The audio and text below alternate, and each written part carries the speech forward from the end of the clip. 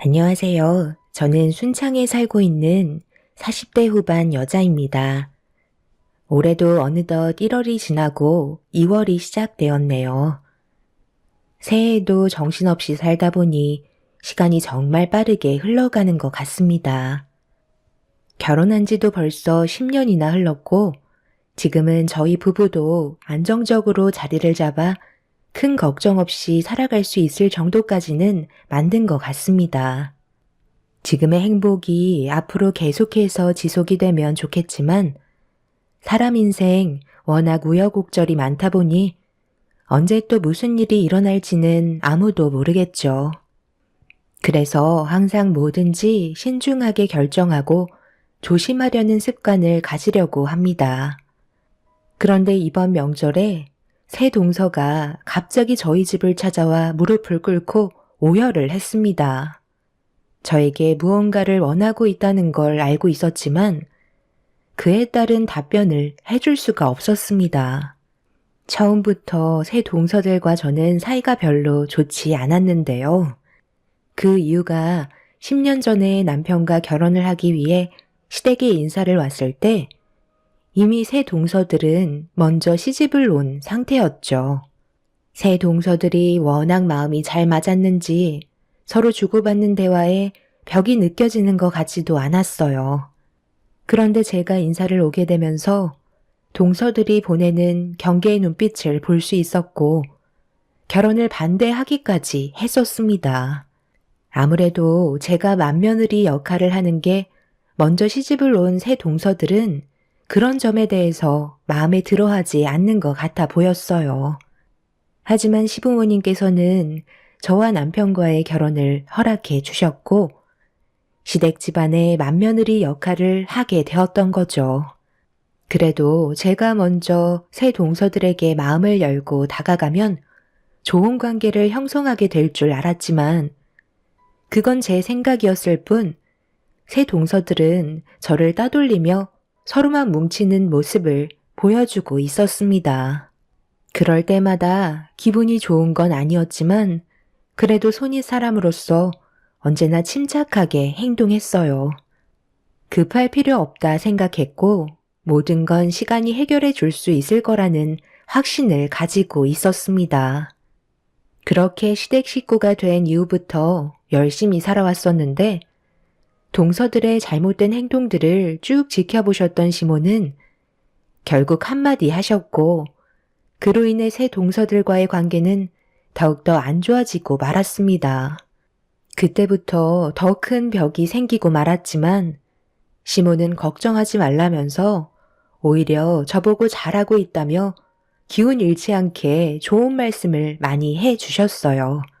그날 이후부터 저는 제 할 일 묵묵히 하면서 지내게 되었고 제가 오히려 동서들한테 신경을 끄고 생활하게 되니 오히려 동서들이 저에게 접근하기 시작했지만 좋은 의도로 가까이 오는 건 아니었어요. 제가 하는 모든 거에 불만을 가지고 있었습니다. 각자 사는 게 많이 바빴지만 새 동서들은 항상 자주 모임을 가지는 듯 보였고 시댁에 올 때면 제가 알 수 없는 무언가에 투자를 하고 있는지 쉬지 않고 대화를 주고받고 있었어요. 주방에서 일을 하면서 묵묵히 동서들의 말을 듣고 있었는데 넷째 동서가 자기들이 하는 대화를 제가 엿듣고 있는 게 상당히 불편했는지 불만을 털어놓기 시작했고 둘째 동서는 제가 무식해서 크게 상관없다고 옆에서 말해도 모른다며 아예 투명인간 취급을 하고 있었네요. 아무리 제가 가만히 있는다 해도 둘째 동서가 했던 발언은 그냥 넘어갈 수가 없었어요. 저를 따돌리고 자기들끼리 뭉치는 것까지는 좋은데 가만히 있는 저를 직접적으로 건드리는 건 참기 힘들었습니다. 저도 쌓였던 감정들이 있다 보니 좋은 말은 나가지 못했고 동서들은 그런 저를 잡아먹으려 달려들면서 결국 집안 싸움이 시작되었고 시동생들 또한 남편에게 막말을 퍼붓고 말았네요. 그날 이후 한동안 얼굴을 안 보고 지내고 있었어요. 그런 모습을 지켜보고 계시던 시부모님께서 더 이상 안 되겠던지 모두를 한자리에 모으셨네요.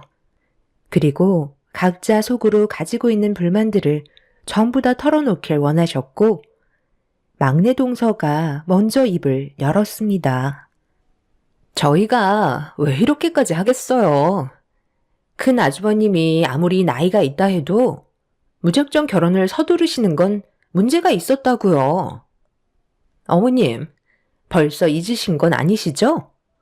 저 결혼할 때 어떻게 하셨어요? 모든 걸 다 따지셨잖아요. 저뿐만 그런 것도 아니고 둘째 형님, 셋째 형님도 마찬가지 아니었나요? 그런데 왜 첫째 형님은 며느리로 받아들이실 때 아무런 조건도 없이 그냥 받아주신 거죠?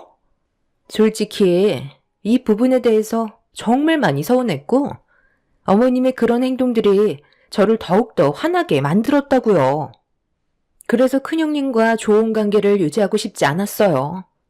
이 점에 대해 어떻게 생각하세요? 넷째 너는 지금 그게 문제가 된다고 생각하니? 너는 지금까지 부족함 없이 잘 살아왔잖아. 그래서 당연한 절차를 거친 것뿐이고 둘째, 셋째 며느리 또한 빠지는 것 없이 정상적인 삶을 살아왔으니 남들 다 하는 거 한 것뿐인데 그게 뭐가 잘못됐다는 거야? 그와 반대로 첫째 며느리가 살아온 환경은 어떠니? 부모님이 일찍 돌아가시고 가족은 하나도 없어서 그동안 혼자 외롭게 살아왔는데 그 삶이 얼마나 힘들었을지 너희들이 조금이라도 생각해 봤니? 나도 첫째 며느리처럼 과거에 부모님이 일찍 돌아가셔서 정말 힘겹게 살아왔었다. 내가 그런 마음을 잘 알고 있기 때문에 내 아들과 결혼을 한다고 했을 때 열심히 살고자 하는 모습이 보여서 결혼을 허락한 건데 그게 가족들과의 싸움으로까지 번질 정도로 잘못된 거야? 내 아들이 좋은 여자를 만나 결혼을 하겠다는데 너희들이 뭔데 반대를 하는 건데 내가 너희들이 결혼하겠다고 인사 왔을 때 반대한 적 있었어? 나도 큰 며느리한테 시집살이 안 시키고 있는데 너희들이 뭔데 집안 분위기를 이런 식으로 만드냐는 거다. 가족의 구성원이 되었으면 좋던 싫던 서로 얼굴은 붉히지 말고 살아야지. 자주 보는 것도 아니고 어쩌다 가끔 얼굴 보는 걸 가지고 이런 식으로 난리를 치면 되겠어? 나이들 먹을 만큼 먹었으면 어른답게 행동을 해야지. 유치하게 뭐 하는 짓들이야? 또 불만 있으면 얘기해봐라. 오늘 아주 너희들 길을 확 눌러 버려야겠다. 이미 분위기는 시모에게 넘어갔고 새 동서들은 아무 말도 하지 못하고 있었습니다.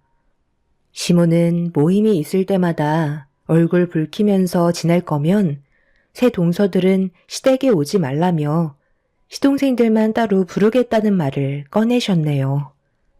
그렇게 시모가 모든 상황을 정리한 뒤 그날 이후부터 동서들과는 좋은 관계는 아니더라도 서로 약간의 거리를 유지하면서 지내고 있었는데 어느 날 둘째 동서가 주방 일을 하고 있던 저에게 가까이 다가오더니 알 수 없는 말을 늘어놓기 시작했어요.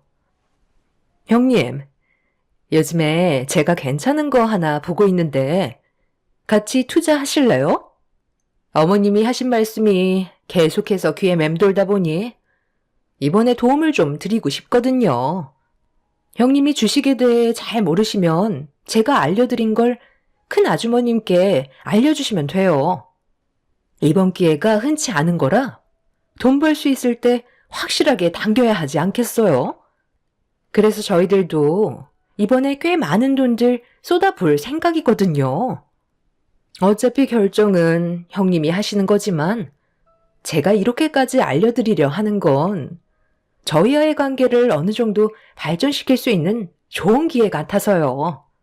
만약 제가 말씀드린 곳에 투자하셔서 성과가 좋다면 나중에 밥 한 끼 사주셔야 돼요. 큰 아주버님은 아마 주식을 조금씩 하시는 걸로 알고 있는데 가셔서 슬쩍 얘기해 보세요.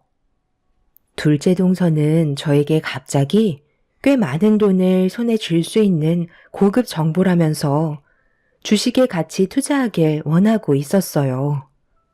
가족이기 때문에 서로 도와가면서 저와의 관계도 좋은 쪽으로 발전시켜 나가길 원하고 있었습니다. 저는 주식에 대해 조금도 알지 못하기 때문에 둘째 동서가 저에게 해준 말을 그대로 남편에게 전달해 주었어요. 남편도 주식을 하고 있긴 하지만 용돈벌이 정도로만 하는 거라 크게 관심을 가지지 않았고 제가 한 말을 전부 들었지만 크게 투자하고 싶은 마음은 없다며 남편은 주식으로 떼돈 버는 건 원하지 않는다고 위험하다는 말을 먼저 꺼내었네요. 결정은 남편이 하는 거기 때문에 저는 더 이상 신경 쓰지 않았습니다. 저도 주변 사람들이 주식으로 전 재산까지 잃은 분들도 많이 봐서 솔직히 저 또한 동서가 말한 곳에 투자하고 싶은 마음은 전혀 없었습니다. 그런데 시댁에서 모임이 끝나고 집으로 돌아왔는데 남편이 동서가 했던 말에 대해 상당히 신경 쓰였는지 여러 가지 정보를 찾아보기 시작했어요. 상당히 진지한 얼굴을 하고 있길래 무슨 생각을 하냐고 물어보니 투자를 해도 좋을 것 같다면서 예상하지 못한 말에 저는 당황을 하고 말았습니다. 저는 보통 남편의 결정을 따르는 편이라 잘 생각하고 판단해서 투자할 거라는 걸 믿고 있었어요. 남편은 결국 동서가 말한 대로 움직이게 되었고 저희는 적지 않은 돈을 처음으로 주식에 투자를 하고 말았네요. 그런데 생각보다 많은 돈을 얻은 것도 아니었고 그렇다고 크게 잃은 것도 없는 상황이었습니다.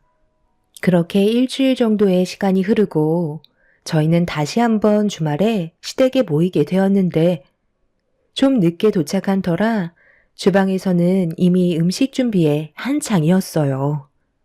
그래서 저도 조금은 밝게 웃으면서 주방으로 들어가려는 순간 막내 동서의 한마디에 저는 걸음을 멈추고 말았습니다.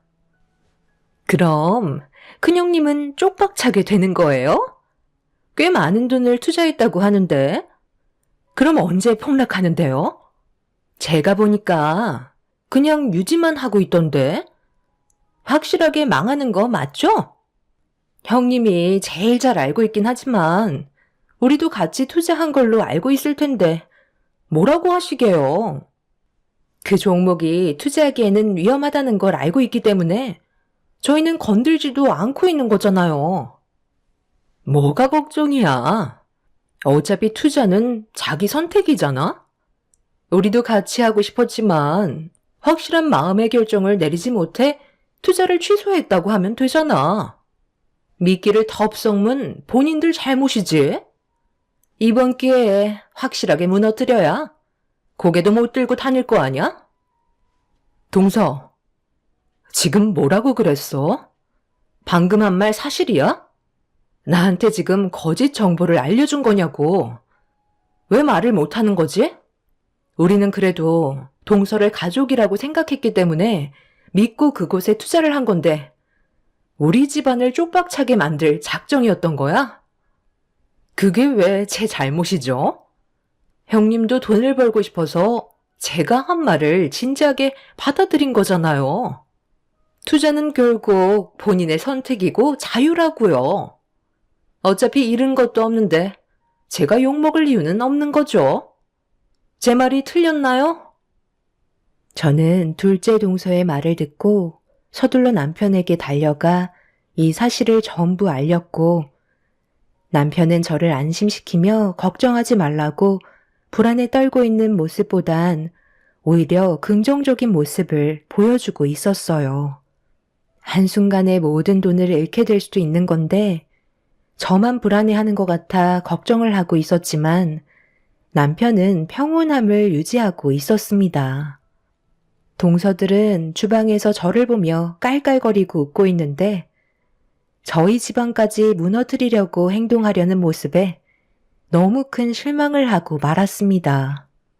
그날 이후 더 이상 새 동서들과는 엮이지 말아야겠다는 마음이 확고하게 세워지면서 나중에 무슨 일이 일어나던 동서들이 저희 부부에게 도움을 요청했을 땐 절대 도와줄 생각이 없었습니다.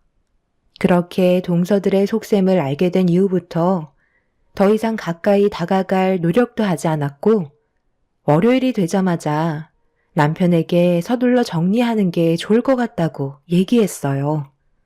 그런데 남편은 저에게 알 수 없는 그래프 하나를 보여줬고 동서가 저희가 무너지길 원해서 알려준 투자 종목이 상승하기 시작하면서 기하급수적으로 그래프가 올라가기 시작했습니다. 그렇게 저희는 투자한 금액에서 2배를 벌어들일 수 있었고 그걸 알게 된 동서는 상당히 충격을 받았는지 다음번에 얼굴을 보게 됐을 때 전과 다른 모습으로 접근하기 시작했어요. 제가 뭐라고 그랬어요? 분명 꽤 많은 돈을 벌어들일 수 있을 거라 얘기했죠? 좋은 정보 알려드려서 얻게 된 수익이니 저한테도 어느 정도 떨어지는 게 있어야 하는 거 아니에요? 저번에 제가 그랬잖아요. 돈 좀 벌게 되면 그에 따른 보상금 주신다면서요? 갑자기 큰 돈이 들어오니까 주기 싫으신가 봐요. 이래서 사람은 돈 맛을 보면 편한다니까요.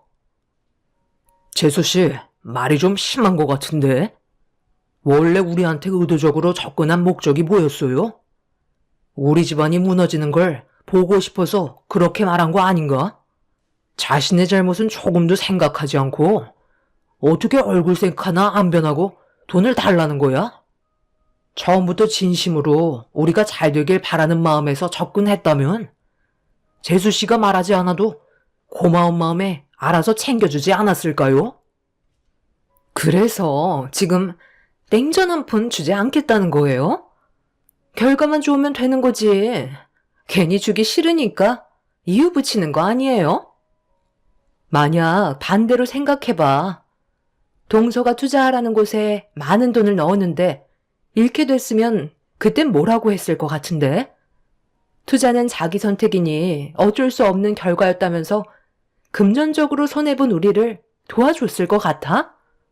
처음부터 나한테 접근한 의도가 잘못됐잖아. 새 동서들은 의도했던 거와 다르게 저희가 잘 되자 상당히 배아파하고 있었어요. 사람은 악의적인 마음을 품게 되면 잘 되던 일도 안 된다는 걸 동서들을 통해서 확실하게 알 수 있었죠. 새 동서들과 저는 시모 앞에서는 표현을 하지 않지만 서로 안 좋은 감정의 골은 점점 깊어져만 갔고 시댁에서 모이는 횟수도 줄어들기 시작했습니다.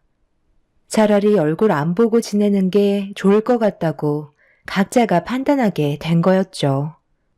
그래서 자연스럽게 시댁에 찾아뵙는 건 따로 가게 되었고 웬만해선 최대한 마주치지 않게 서로가 등을 돌렸습니다.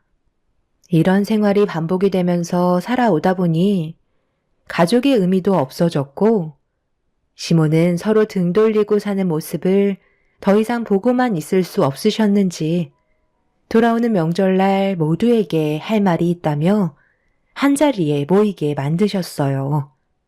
세월이 흐른 만큼 시부모님의 건강에도 문제가 찾아왔던 거였죠. 시모는 저희를 보며 한마디 하셨습니다. 내가 앞으로 너희들과 얼굴 보면서 살아갈 날이 얼마나 되겠니? 그런데 언제까지 서로 얼굴 붉히면서 살아갈 거야? 이제 그만할 때도 되지 않았니? 큰며느리가 시집 온 지 벌써 10년이나 됐고 많은 변화가 있었는데 정작 너희들의 관계는 어떻게 된 게 날이 가면 갈수록 점점 더 나빠지기만 하는 거니? 한 번뿐인 인생 이렇게 살아봤자 너희들한테 득되는 건 하나도 없는데 굳이 서로 안 좋은 감정을 계속해서 가질 필요가 있겠니? 너희들이 오기 전에 큰며느리는 하루 일찍 와서 혼자서 음식까지 전부 다 해놨다. 다른 집안 같으면 난리가 날 일이라고. 큰며느리가 착해서 너희들한테 아무 말도 안 하는 거지? 솔직히 음식하는 게 보통 일이니? 우리 식구가 적은 것도 아니고 명절 음식이 한두 가지도 아닌데 묵묵히 혼자서 다 해놓았으면 미안해서라도 한마디씩 하겠다. 먹는 것만 돼지처럼 먹지 말고 좋은 말 한마디씩 해주면 얼마나 좋아? 아, 그래요? 형님, 정말 고생 많으셨어요. 저희는 워낙 인사드릴 곳이 많다 보니 시간이 좀 늦었던 것 뿐이에요. 솔직히 이번 명절에도 별로 오고 싶지 않았는데 어머님이 하도 보채시는 바람에 어쩔 수 없이 온 것 뿐이라고요. 형님이야 어차피 명절 때 갈 친정도 없잖아요. 갈 곳도 없으니까 하루 전날 와서 음식하는 건 당연한 거죠. 고생하셨으니까 용돈 좀 챙겨드려야 되겠네. 10,000원씩 걷어서 주면 되죠? 혼자 착한 척은 다 하시고 어머님 마음까지 얻으셔서 정말 좋으시겠어요. 둘째 동서는 아래 동서들에게 10,000원씩을 걷더니 저에게 30,000원을 건네 주었어요. 너무 어이가 없어서 얼굴이 붉어졌고 둘째 동서의 행동에 저 또한 화가 많이 차올랐습니다.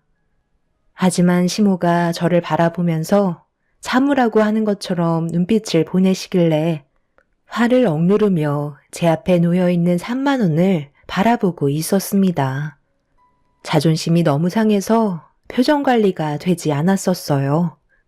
이런 모습을 지켜보고 있던 남편이 한마디 하려는 순간 제가 남편의 손을 잡았습니다. 시모가 참으라고 했으니까 참는 게 좋을 것 같아 보였죠. 시모는 더 이상 아무 말 하지 않으시고 새 동서들을 묵묵히 바라보고 계셨습니다. 막내 동서는 시모의 감정 상태가 어떤지 전혀 파악하지 못한 채 화를 더 돋구기 시작했어요. 큰형님이 음식을 하셔서 그런지 너무 맛이 별로였어요. 제가 발로 만들어도 그것보다는 잘 만들걸요? 솔직히 제 10,000원 드리는 것도 너무 아까워요. 음식이 음식다워야 그에 따른 가치를 지불하는 거죠. 제가 봤을 때 음식값 1,000원이면 될 것 같은데요. 저는 10,000원도 아깝게 생각하니까 1,000원으로 바꿔드릴게요. 아니다. 그래도 오늘은 명절이니까 5,000원 드리도록 할게요. 형님들도 그렇게 하세요. 솔직히 음식 맛 별로였잖아요? 그냥 배 채우려고 먹은 건데 지금 속도 안 좋아요. 너는 어떤 분위기인지 전혀 살피지를 않는구나. 내가 얼마나 참고 있는지 안 보이니? 여기 모인 사람들 중에 네가 제일 많이 먹은 건 몰라? 그리고 큰 며느리가 하루 꼬박 고생해서 만든 음식값이 30,000원밖에 안 된다는 거니? 너희들 나랑 정말 해보자는 거야? 눈 감아주는 것도 한계라는 게 있는 거다. 다들 큰 며느리한테 그동안 명절 때마다 고생 많았으니까 각자 100,000원씩 토해내도록 해라. 맨날 모이기만 하면 하는 둥 마는 둥 눈치나 살살 보면서 수다나 떨 줄 알지? 정작 하는 건 큰 며느리가 전부 다 했잖아. 이번에도 고생 많았으니까 그동안의 노력을 봐서 100,000원씩 주는 게 좋을 것 같다. 어머, 어머님, 지금 그게 무슨 말씀이세요? 저희도 먹고 살기 팍팍하다고요. 100,000원이 땅 파면 나오는 것도 아니고 그 큰 돈이 지금 저희한테 있을 이유가 없잖아요. 요즘 경기가 안 좋아서 얼마나 먹고 살기 힘든데 너무 억지 피우시는 거 아니에요? 너희들이 그렇게 나온다는 거지? 내가 어떻게 나올 줄 알고 지금 토를 다는 거야? 그래, 알았다. 오늘 이 시간 이후로 나한테 며느리는 첫째 하나뿐이고 너희들은 더 이상 우리 집안의 가족이 아니다. 서로 인연 끊고 각자 인생 가는 게 좋을 것 같구나. 시모는 테이블 위에 올려져 있던 30,000원을 손에 쥐시더니 새 동서들의 면상에 던져버리셨고 자리에서 일어나 방으로 들어가셨어요. 시부 또한 화가 많이 나셨는지 시모의 뒤를 따라 들어가셨습니다. 남편은 시동생들에게 한심하다면서 혀를 차며 밖으로 나가 버렸네요. 새 동서내외는 굳어진 얼굴로 저를 노려보고 있길래 그런 얼굴 보고 싶지 않아서 자리에서 일어나 주방으로 들어가 제 할 일을 시작했어요. 제 동서들은 시동생들에게 시댁에 더 이상 오지 말자며 서로 수군거리더니 서둘러 짐을 챙기고 있었습니다. 그렇게 인사도 없이 집 밖으로 나가버린 동선 애들과 저 또한 2번 다시 얼굴 안 보며 살고 싶었는데 밖으로 나갔던 동선 애들이 갑자기 우르르 몰려 들어오더니 시모의 방문을 강하게 두드리기 시작했네요. 둘째 동서는 다급한 목소리로 시부모님을 애타게 부르고 있었어요. 그리고 잠시 뒤 말도 안 되는 엄청난 일들이 눈앞에 펼쳐졌고 저는 입을 다물지 못했습니다. 어머님, 문 열어주세요. 창고에 있던 저희들 돈 전부 다 어디 갔어요? 그동안 저희가 따로 현금으로 모아두었던 돈들이잖아요. 그거 어디에 두셨냐고요? 앞으로 2번 다시 찾아오지 않을 테니까 저희가 이용하던 창고에 넣어둔 돈들 전부 다 돌려주세요. 어머님이 가져가신 거 제가 다 알고 있거든요. 그래서 형님한테 100만 원씩 주라고 하신 거잖아요. 글쎄다, 나는 모르는 일인데 너희들이 이용하는 창고였고 자물쇠로 단단하게 걸어놔서 내가 그 안에 뭐가 있는지 그걸 어떻게 아니? 거기 안에 돈이 있었던 거야? 땅에 묻어두기라도 했었나 봐. 어찌됐든 나는 모르는 일이니 너희들이 알아서 해라. 엄마, 정말 이럴 거예요? 우리가 세금 안 내려고 창고에다 얼마나 많은 돈을 숨겨놨는지 아시잖아요. 저희가 창고 이용하는 목적으로 매달 돈도 드렸는데 어떻게 그러실 수 있으세요? 그 돈 없으면 저희 정말 큰일 난다고요. 어머님, 혼자 그 많은 돈들 옮기시지는 않았잖아요. 분명 아버님도 같이 옮기셨죠? 창고에 지폐 한 장 없이 텅텅 비어 있다고요. 그 안에 저희가 모아둔 현금만 30억이 넘는데 그거 없으면 쪽박 차는 건 시간 문제라고요. 제발 부탁드릴게요. 큰형님한테 100만 원씩 주면 되는 거잖아요. 앞으로 좋게 해결할 테니까 창고에 쌓아두었던 돈 다시 돌려주세요. 어머님 믿고 맡긴 돈들이었는데 이런 식으로 배신하는 게 어디 있어요? 국세청에서 세금 조사 나오는 거 피하려고 어머님 댁에 숨겼는데 어머님이 그 돈을 홀라당 가져가시면 저희 정말 큰일 난다고요. 모든 계획에 차질이 생기면 어머님이 책임지실 거예요? 그게 왜 내 책임이니? 나는 너희들한테 돈을 받고 창고를 이용하게 해준 것밖에 없는데 그 안에 얼마나 있었는지 그런 건 나는 전혀 모르는 일이다. 그리고 그 돈들은 당연히 세금으로 나가야 될 돈이면 너희들 것도 아닌 거잖아. 좀 제대로 살면 안 되겠니? 이런 식으로 잔머리 굴린다고 국세청에서 모를 것 같아? 어찌됐든 나는 전혀 알지 못하니까 너희들이 찾아봐라. 그러게 애초부터 마음씨가 고왔으면 이런 일도 생기지 않았지. 너희들이 분명 인연 끊겠다고 했으니까 2번 다시 찾아오지 마라. 새 동서내외들은 정상적으로 세금을 납부해야 되는 돈들을 다른 방향으로 현금화를 해서 자택에 숨기지 않고 시댁의 창고를 빌려 그곳에 돈을 숨기고 있었어요. 새 동서들은 항상 모든 일이던 함께 했었기 때문에 모아둔 돈도 비슷해 보였습니다. 그런데 그 돈이 하루아침에 어디로 갔는지 알 수가 없게 되자 집안은 난리가 나고 말았죠. 시부모님께서는 절대 모른다는 말뿐이셨고 방문도 열어주려 하지 않으셨어요. 한참 동안 시부모님을 설득시키려 했던 새 동선의 애들은 결국 눈앞에서 큰돈이 사라지게 되자 이성을 잃어버렸고 돈을 찾겠다고 난리를 치고 말았습니다. 그런데 잠시 뒤 경찰분들이 시댁으로 찾아오셨어요. 시모가 동서내외가 난리를 치자 신고를 한 듯 보였습니다. 동서들은 자신들이 걸리는 게 있다 보니 아무 말도 하지 못한 채 경찰들의 제재를 받아 결국 본인들의 집으로 돌아가고 말았습니다. 그제서야 방문을 열고 걸어 나오신 시모는 아수라장이 되어버린 집안을 정리하고 계셨습니다. 남편은 시모에게 창고에 정말 돈이 있었냐고 물어봤지만 아무것도 모른다는 말만 반복하셨네요. 그날 이후 새 동서와 시동생들은 매일같이 찾아왔지만 아무것도 얻지 못했고 더 이상 집 안으로 들어올 수도 없었습니다. 새 동서들은 많은 돈들을 숨길 만한 곳이 한정되어 있다며 집 주변을 샅샅이 뒤지면서 땅까지 파헤치기 시작했어요. 나중에는 포클레인까지 동원해서 집마당을 쑥대밭으로 만들어 버렸죠. 하지만 동서들이 창고에 숨겨두었던 돈은 절대 찾지 못하고 있었네요. 결국 새 동서내외들은 자신들이 선택한 행동에 대해 후회하며 땅을 치고 있습니다.